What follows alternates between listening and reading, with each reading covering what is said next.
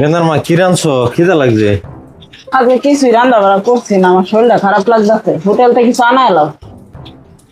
2 দিন পরে পরে খালি তোমার শরীর খারাপ লাগে,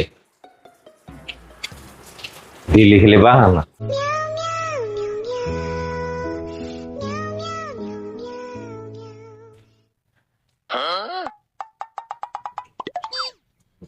সবাই জিজ্ঞেস করে কি রান্না করেছো, শুধু মা বাবাই জিজ্ঞেস করে তুমি কি খেয়েছো।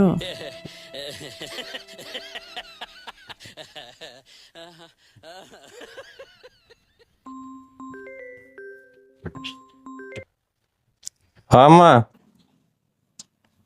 আচ্ছা ওই আমি ফাটাই দিতেছি। গেন্দার বাপ আম্মা কি কইতাছে? আমরা পারিবারিক বিষয়, তুমি শুনে কারবা।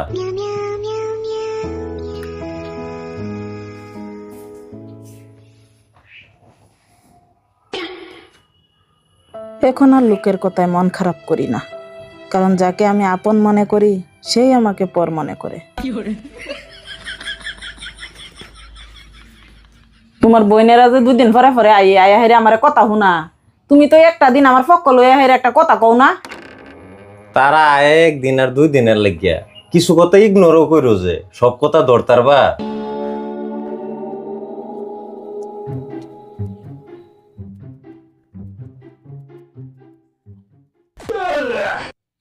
মা বাবার কাছ থেকে ভালো শিক্ষা পেয়েছি, তাই চুপ থাকি, নইলে মুখ তো আমারও আছে।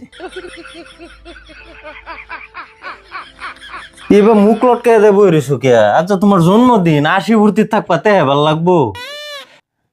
সারা বছর তোমার খানদানের ছোট বড় সবের জন্মদিনের স্ট্যাটাস আমি লাগাইছি, আজকে আমার জন্মদিন কোন পর্যন্ত কেউ স্ট্যাটাস লাগাইছে না।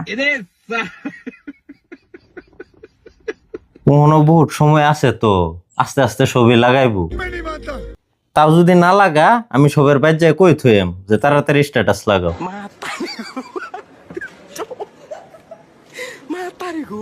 আমারে গো আমি পারি না আর পারি না।